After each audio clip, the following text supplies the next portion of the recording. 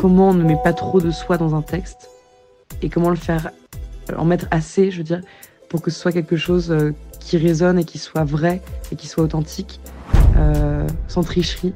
Mais j'ai l'impression pour l'instant que sans doute mes textes sont trop intenses ou je sais pas. Moi-même, parfois, ils me font un peu peur quand je les relis. Et j'ai peur aussi, du coup, d'être lue.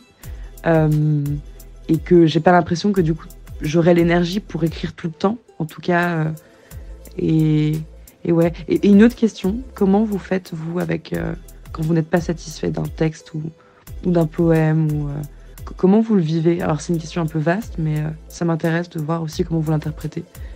Et puis, bonne nuit. Salut à tous, c'est Aline. Moi, je m'acharne pas en fait. Je pense que je les laisse tout simplement tomber parce que je me dis que tout ce qu'on écrit et tout chaque jour est différente. Donc, bah voilà, il y a certains textes qui sont très bons et qui resteront. Il y en a d'autres qui ne resteront pas et peu importe. On peut pas avoir des pépites tous les jours. Et donc avec ça, je suis assez tranquille. Et puis par contre, il y a quelque chose que je m'autorise vraiment qui pourrait être, je sais pas, peut-être un point de vue en tout cas personnel, j'allais dire contesté, mais c'est peut-être pas le mot. Si je retrouve des textes qui sont vieux, si je retombe dessus et je fais la même chose au niveau de la peinture, si je vois quelque chose qui me convient pas, je change, je transforme, même si c'est longtemps après. J'hésite pas en fait à transformer, alléger, enlever des phrases, parce que j'ai tendance à écrire beaucoup en quantité et il me faut élaguer beaucoup pour garder l'essentiel. Donc même si c'est longtemps après, je pense que je m'autorise complètement à retravailler les textes. Salut à toutes et à tous, c'est Marianne. Alors, je sacralise pas du tout le premier jet. En fait, je pense que les seules fois où je fais lire, où je rends une manière plus ou moins publique du premier jet, c'est les ateliers d'écriture de Laura. Mais j'ai tendance, moi je retravaille beaucoup mes textes, alors pas tous. C'est juste les textes où j'estime où je les trouve pas forcément parfaits, bien sûr, si je dois les retravailler, mais où j'estime qu'il y a quelque chose d'intéressant dedans ou que ça correspond à quelque chose que je voulais raconter ou exprimer depuis un certain temps, qui me tenait à cœur. Là, je les retravaille. Et ça peut être un retravail assez profond et assez long. Après, le retravail, faut faire attention à pas non plus trop se flageller. Enfin, comment dire, justement, c'est aussi cette question du syndrome de l'imposteur ou de l'impostrice et de la légitimité. C'est que je crois que moi, à un moment, ces relectures aussi, je me jugeais beaucoup. Je jugeais beaucoup de ce que j'avais écrit. Et en fait, faut pas juger ce qu'on a écrit. Il faut juste se dire, on l'a écrit comme ça un moment et on peut l'améliorer, mais faut pas non plus se juger trop personnellement. Enfin, moi, je sais que j'ai cette tendance, même dans ma vie en général, donc c'est pas forcément seulement lié à l'écriture. Dire mais c'est nul ou c'est ceci ou c'est cela et de se dire bah non en fait à un moment on l'a écrit comme ça, on sait que c'est pas parfait, de toute façon ça peut pas être parfait. Il y a une voie d'amélioration, mais voilà, faut pas trop se juger quoi. Faut pas, et je crois que c'est une remarque que tu as faite Laura dans un workshop, faut être capable d'avoir un regard critique sur ce qu'on a écrit, c'est très important parce que sinon on s'en tiendra à ce premier jet et on l'améliorera pas. Même si des fois il y a des premiers jets qui sont très bien, qui sont très peu à travailler d'ailleurs. Mais il faut pas voilà, être dans le jugement et dans, comme tu disais, dans une forme de rigidité. J'avais retenu ce mot qui m'avait bien parlé. Bonjour à toutes et à tous, c'est Margot. Je vous écris depuis ma chambre où vous entendrez peut-être un bruit lointain de violon parce que ma coloc actuelle donne un cours ou le bruit de moto qui passe dans la rue, c'est au choix. Euh, je voulais d'abord revenir sur quelque chose que tu as dit, Marianne, sur le fait que tu as envoyé un texte cet été et qu'aujourd'hui tu te sentais loin de lui. Moi, ça fait vachement écho ce que tu dis. Je pense que ça m'arrive assez souvent d'avoir des textes publiés et de me dire après coup, bah, c'est plus moi. En tout cas, c'est pas ce que j'écris maintenant. Et pour en avoir parlé avec pas mal de personnes, j'ai l'impression que c'est un sentiment assez partagé et assez normal de sentir que son écriture évolue et que donc on se sent un petit peu étranger à ce qu'on a écrit et en même temps c'est ok quoi et ça lui donne une existence propre et peut-être que ça parlera à d'autres personnes, même si nous aujourd'hui c'est un texte qui nous parle moins. Enfin voilà, moi je crois vraiment que c'est plutôt normal, voire plutôt sain, qu'on se sente loin de nos textes au bout d'un moment. Et donc c'est encore Margot pour répondre à l'autre question de Charlotte qui était qu'est-ce qu'on fait quand on a des textes dont on n'est pas satisfait. Je rejoins un petit peu ce qu'a dit Aline. Moi, j'ai pas tendance sur des textes courts, en tout cas quand il s'agit de poésie, parce qu'un roman c'est différent. Une forme longue, c'est différent. Mais sur la poésie, j'ai tendance à ne pas m'acharner. C'est-à-dire, je vais pas essayer de sauver un texte à tout prix si je trouve qu'il est mauvais ou qu'il me parle pas ou qu'il est bancal. Par contre, j'ai vraiment l'image pour moi que si j'écris quelque chose, si quelqu'un écrit quelque chose en règle générale, c'est qu'il y a quelque chose dedans et qu'il y a toujours au moins une idée à garder. Et par contre, du coup, je recycle beaucoup de textes comme ça. Un texte dont je suis pas contente, par exemple, que j'ai pas envie d'intégrer à un ensemble plus large, je vais le relire et je vais peut-être prendre un vers, peut-être une phrase, peut-être une image, peut-être une idée sous-jacente qui m'a porté à ce moment-là ou que là, a posteriori, je trouve bonne et l'intégrer à quelque chose d'autre. Et je pense que c'est ma manière de pas juste les enterrer en fait, de prendre quelque chose d'eux et de les mettre dans autre chose. Bonsoir tout le monde, c'est Charlotte. Je rentre d'une soirée entre collègues où on a pas mal parlé littérature. C'était super enrichissant et très très chouette. Je voulais vous remercier pour vos réponses aux questions que j'avais soulevées. Je comprends totalement ce que tu voulais dire, Benjamin, et je crois que c'est marrant. Je crois que c'est toi, Margot, qui en parlait. J'ai lu effectivement Lettre à un jeune poète il y a 2 semaines à peine. C'était une lecture que je repoussais beaucoup parce que je me disais que ça allait me bouleverser. C'est un peu comme Proust, j'ai toujours pas mis le nez dedans parce que je sais que ça va tellement me... En tout cas, c'est l'idée que je m'en fais, me foudroyer qu'il faut que ce soit un instant T, un moment, au bon moment. Et je sais que moi, c'est quelque chose... j'ai un petit problème avec cette notion-là de bon moment et je pense que ça se ressent aussi dans comment j'écris. Faut toujours que je me dise, ok, j'écris ça maintenant parce que ça fait sens là maintenant.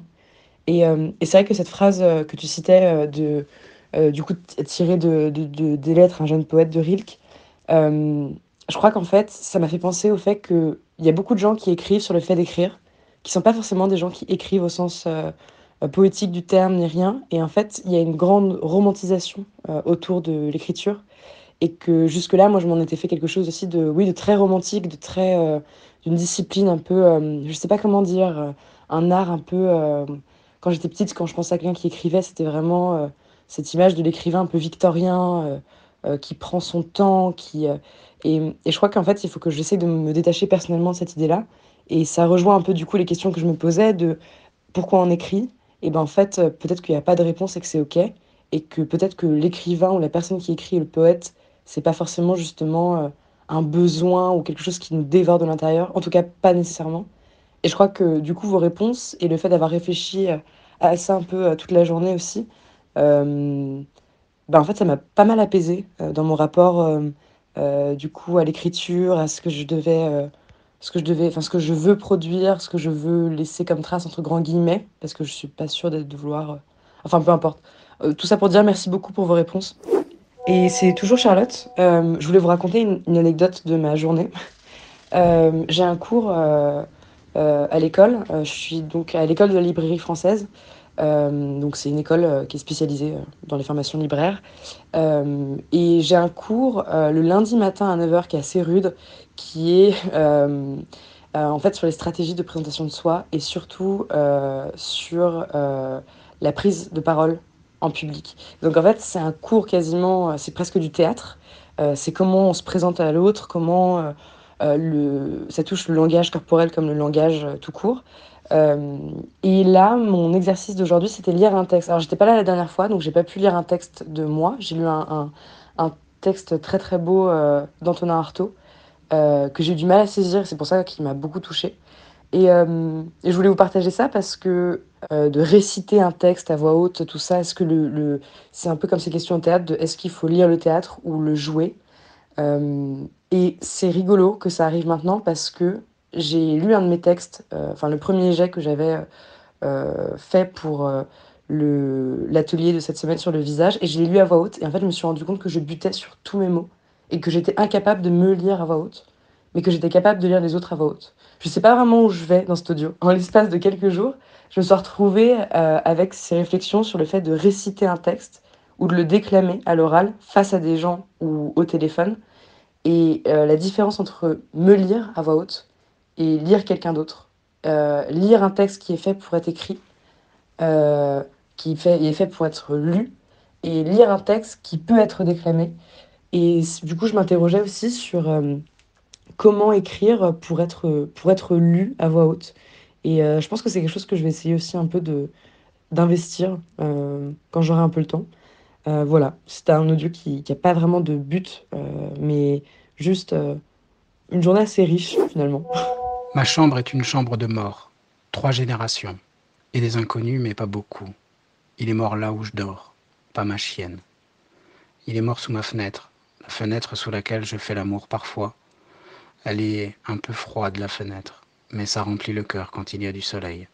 Je peux pas en vouloir à un objet, je crois. On a vécu les mêmes cycles, la même lumière, à la même heure. Ça devait être différent pour lui, pourtant. Moi en plus, j'ai changé de lit. L'ancien puait le suicide et le deuil. Pendant longtemps, j'ai pas pu changer mes draps. J'avais peur de perdre tes cheveux. Mais ça passe. Alors j'ai changé mon lit de place. J'ai changé de fenêtre. Elle est plus grande. T'étais belle dans mon lit avant. Mais c'est devenu flippant. Et les tiroirs dessous, ils sont pleins. Ils dégueulent de nous. Ça me tord le bide. De ce que t'as oublié, de ce que t'as laissé. Tu t'en fiches des objets, moi non. J'en ai partout, même dans mes plantes. Je me dis, ça ferait du mal à maman si je jetais mes Legos. Alors je les fous dans les plantes, mes plantes. Ils sont bloqués dans la terre, ça me tord le bide aussi de les voir. Elle est beaucoup trop mouillée parce que j'ai peur. C'est pas grave tout ça, en plus ça n'a pas d'odeur. Nana m'a dit, rien n'est grave à part la mort. Elle a raison, un peu. Mais quand il est mort ici, dans ma chambre, la sienne, ça a été... C'était pas si grave. C'était logique, triste, oui, c'est vrai. Depuis, je vole les bougies des églises. Et j'en fous partout. Faut veiller sur mes Legos, sur mon nouveau matelas, sur mes draps propres. Et puis je vois pas où je prierai sinon. Parce que j'ai pas pu prier devant lui, on m'a dit non. Il n'aurait pas voulu. À l'époque, j'aurais pu tout casser. J'ai dû garder mes chapelets. Maintenant, il y en a partout. Pas pu prier devant toi, j'ai beaucoup prié celle que j'ai jamais connue. Il y a plein d'espoir dans la cire. Les deux sont brûlants. J'ai toujours perdu mes briquets. C'est pas grave. Les bougies donnent pas chaud. Là, ma chambre est tout le temps fraîche, très humide. Elle doit pleurer, plus que moi.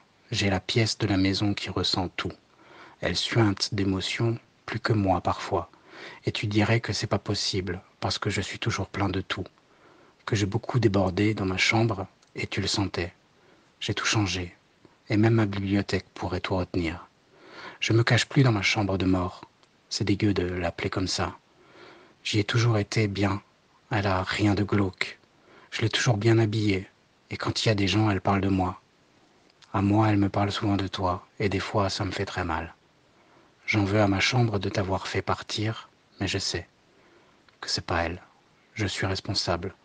Mais je suis pas responsable de son humidité. C'est un souci de fondation, ça. Peut-être que j'en suis responsable, ou les générations avant moi. Elle me parle moins de lui ces dernières années, et puis c'est normal. C'est pas à elle de tout me dire, tout le temps. C'est apaisant. Que je dois chercher ailleurs que dans ma chambre de mort. Ce texte est celui de Charlotte. Je m'apprêtais à le publier dans la revue Miroir, et j'ai souhaité répondre à ses interrogations et ses doutes en lui offrant et en offrant à tous cette lecture. Et puis je voulais dire que je trouvais l'idée de lire comme ça à haute voix le texte d'un autre, c'était très émouvant. J'ai pas le temps là, mais ça me donne envie d'aller ouvrir la revue pour lire le texte de Charlotte. Voilà. Donc merci encore Benjamin, et puis merci encore à toi Charlotte pour ton texte. Et puis voilà, encore merci tout le monde quoi, pour tous les mots que vous envoyez, que vous balancez, ça remet bien, quoi. Voilà. Hello tout le monde, c'est Charlotte. Je m'attendais pas du tout à l'audio qu'a fait Benjamin justement en lisant mon texte à voix haute. En fait, je me suis pas reconnue du tout. Enfin, j'ai pas reconnu le texte du tout. Et c'était assez étrange de s'entendre. Je crois que c'est la première fois qu'on lit mon texte à voix haute. Merci, et merci d'ailleurs pour vos messages. Et merci Camille pour ta réponse aussi. Et aussi pour avoir partagé un peu de ton quotidien et de ta vie privée finalement. Et en vrai, ça m'aide à comprendre pas mal de choses et à mieux appréhender pas mal de trucs. Et ouais. Non, c'est rigolo, j'ai l'impression que ça fait quand même peu de temps que ce groupe-là se met en place et qu'il est encore encore en train de se mettre en place. Et ça m'apporte pas mal de choses. En tout cas, ça nourrit beaucoup de questionnements que j'avais pas forcément formulés. Et je voulais vous en remercier du coup. Merci. Retrouvez Aline, Camille, Charlotte, Margot et Marianne pour la suite.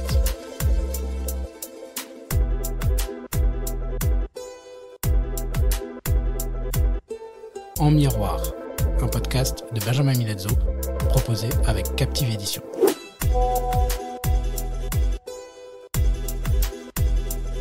Pour la musique, Ricochet, un titre original de L'Homme à la lanterne.